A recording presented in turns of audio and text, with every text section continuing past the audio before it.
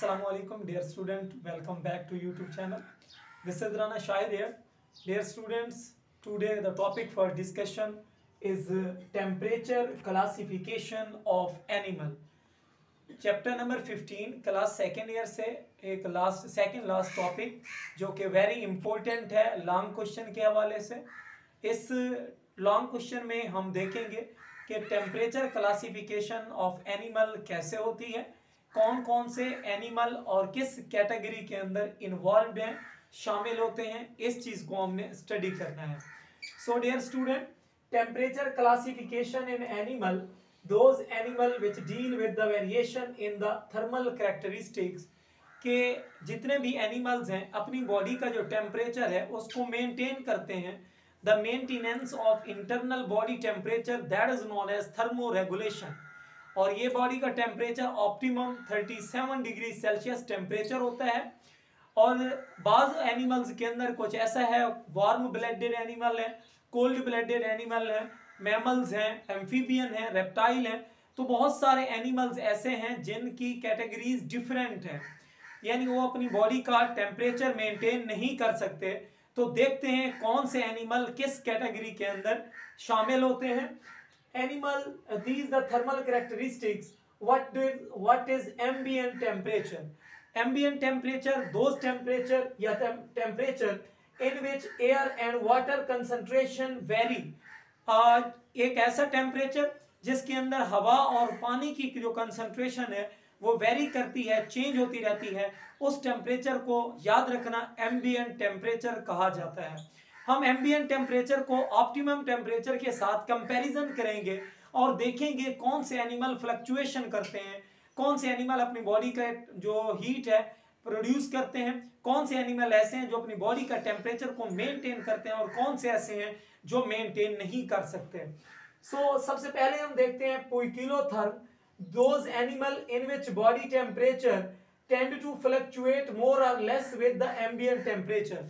कि ये वो एनिमल है जिनकी बॉडी का टेम्परेचर चेंज होता रहता है, पोइकॉस होता रहता है, चेंज होता रहता है। अगर इनका कंपैरिजन किया जाए एम्बिएंट टेम्परेचर के साथ तो ये अपनी बॉडी का टेम्परेचर मेंटेन नहीं कर सकते और ये बहुत ही कम मिकदार के अंदर कह लें या बहुत कम वैल्यू के अंदर कह लें कि इनका टेम्परेचर वेरी करता रहता है, कभी अबव कभी बिलो। फॉर एग्जांपल हम बात करते हैं इनवर्टिब्रेट्स, फिशेस की, एम्फीबियन की, रेप्टाइल्स की। ये वो सारे एनिमल्स हैं जिनके अंदर जो पोइकिलोथर्म है, कुछ इनमें से अपनी बॉडी का टेम्परेचर तो मेंटेन कर लेते हैं लेकिन मोस्टली एम्बिएंट टेम्परेचर के साथ अपनी बॉडी का टेम्परेचर मेंटेन नहीं कर सकते। सो डियर स्टूडेंट, नेक्स्ट हमारे पास है homeotherm, those animal which maintain their body temperature with the constancy without constancy in the ambient temperature. Homeo का मतलब होता है सेम, थर्म मीन हीट, यानी एम्बिएंट टेम्परेचर के अंदर जितनी भी तब्दीली आती रहे इससे हमें कोई फर्क नहीं पड़ता, लेकिन इनकी बॉडी का जो टेम्परेचर है वो मेंटेन रहना चाहिए। और दीज आर नोन एज होमियोथर्म। और इनकी एग्जांपल है बर्ड्स और मैमल्स। होमियोस्टेसिस हमने देखा, the protection of internal environment from the harms और fluctuation in the external environment. के बाहर सर्दी है, गर्मी है, धूप है, छांव है, रेन है, कुछ भी है, लेकिन हमारी बॉडी का इंटरनल टेम्परेचर अगर मेंटेन है, इसको हम नाम देते हैं थर्मो रेगुलेशन, हम नाम देते हैं होमियोस्टेसिस। और इस तरह के एनिमल को हम नाम देते हैं होमियोथर्म। नेक्स्ट हमारे पास यहां पर दो एनिमल्स को हमने डिस्कस किया, एक को होमियोथर्म और दूसरे को पोइकिलोथर्म। Several difficulties arise with this terminology. Deep sea fishes maintain their body temperature while on the other hand lizard can't maintain their body temperature। तो यहाँ पर कंट्राडिक्शन होती है कि lizard जो है ना अपनी बॉडी का टेम्परेचर मेंटेन नहीं करती और इसी तरह से जो हमारे पास जो है ना डीप सी फिशेज है वो बॉडी का टेम्परेचर मेंटेन कर सकती हैं। तो यहाँ पर सवाल पैदा होता है कि ये इनको किस कैटेगरी में रखना चाहिए। हमने तो इनको नाम दिया हुआ है कि invertebrates, fishes, these are included in the poikilotherm. इनको फिर किस कैटेगरी में रखना चाहिए। तो डियर स्टूडेंट याद रखना, these can be divided on the basis of source of heat production। In animal को हम उनकी बॉडी की जो हीट है, मेटाबॉलिज्म से पैदा होने वाली हीट के जरिए से हम इनको क्या करते हैं, क्लासीफाई करते हैं।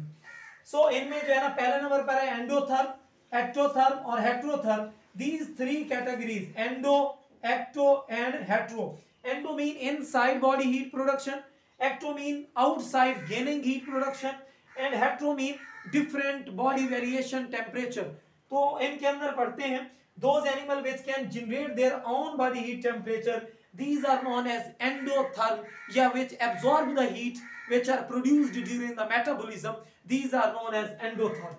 Animals which can generate their own body heat through the heat production as a byproduct during the metabolism, these are known as endotherm. Endo mean inside, therm mean heat. इनकी एग्जांपल है birds, insects और fishes.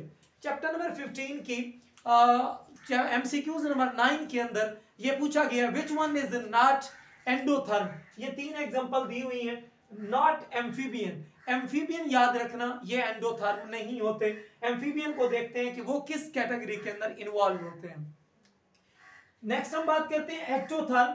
Those animal which produce heat at the low level and quickly exchange in the environment and absorb more heat from the environment. कि ये वो हमारे पास animals हैं जो अपनी हीट तो प्रोड्यूस करते हैं लेकिन स्मॉल क्वांटिटी के अंदर, बहुत ही कोई लेस अमाउंट के अंदर, और वो भी क्विकली एब्जॉर्ब जो है ना एक्सचेंज हो जाती है मैन एनिमल और इन्वायरमेंट के दौरान. और याद रखना कि ये जो है ना इन्वायरमेंट से बहुत ज़्यादा हीट को एब्जॉर्ब कर लेते हैं. सो डियर स्टूडेंट, इनके एग्जांपल हैं fishes, amphibian and reptile.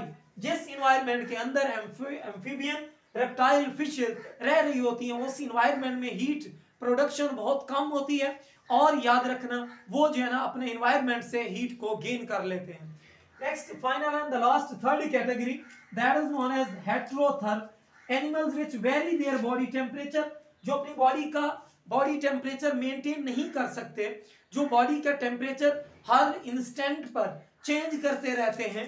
These can do not maintain their body on temperature even with in a narrow range of temperature, कि ये जो ऑप्टिमम टेम्परेचर है उस तक भी अपनी बॉडी के टेम्परेचर को मेंटेन नहीं कर सकते.